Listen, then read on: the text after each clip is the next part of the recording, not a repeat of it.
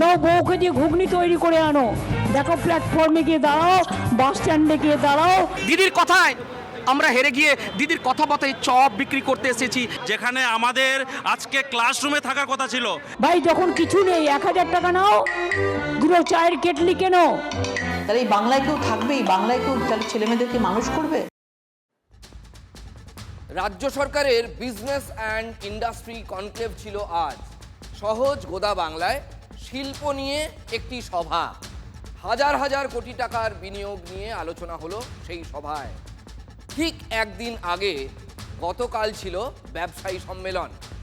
নেতাজি ইন্ডোরের সেই সম্মেলনে ব্যবসায়ীদের সামনে মুখ্যমন্ত্রী পরামর্শ দিয়েছেন, কাজ না থাকলে বউকে দিয়ে ঘুগনি তৈরি করে আনো, বাস স্ট্যান্ড প্ল্যাটফর্মে সেই ঘুগনি বিক্রি করো, চায়ের কেটলি নিয়ে নেমে পড়ো।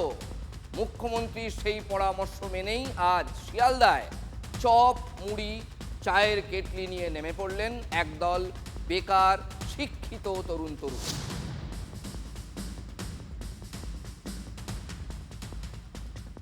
আমি যদি বলি ভাই যখন কিছু নেই 1000 টাকা নাও, দুটো চায়ের কেটলি কেনো, ঘর থেকে কিছু চা কিনে তৈরি করো, আর বিস্কুট নাও, নাও বউকে দিয়ে ঘুগনি তৈরি করে আনো, দেখো প্ল্যাটফর্মে গিয়ে দাঁড়াও, বাস স্ট্যান্ডে গিয়ে দাঁড়াও, এই টাকা তোমার কত দিনে কত টাকায় দাঁড়ায়। নতুন চাকরি প্রার্থীরা যারা এসএসসির পরীক্ষা দিলেন তারা আজকে রাস্তায় নেমেছেন হাতে চপ আর মুড়ি নিয়ে। এই ছবিও দেখতে হচ্ছে বাংলায়, যেখানে চপ মুড়ি সিঙ্গাড়া বেগুনি নিয়ে চাকরি প্রার্থীরা রাস্তায় নেমেছেন এবং তার সাথে তারা চা বিলোচ্ছেন। কোনো কাজ ছোট নয়। দিদি বলেছিলেন আমার সঙ্গে খেলতে এসো না, তোমরা পড়াশোনা করেছো বলে শুধু চাকরি নেবে, তোমরা চপ বিক্রি করো, পেঁয়াজি বিক্রি করো, ঘুগনি বিক্রি করো, তা নিয়ে দিন যাপন করো।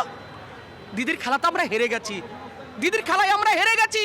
দিদির কথায় আমরা হেরে গিয়ে দিদির কথা মতোই চপ বিক্রি করতে এসেছি এই মহানগরীর পথে। না, তারা যদি মনে হয় সস্তা রাজনীতি করে ছবি তুলবেন, ওনাদের পূর্ণ অধিকার আছে।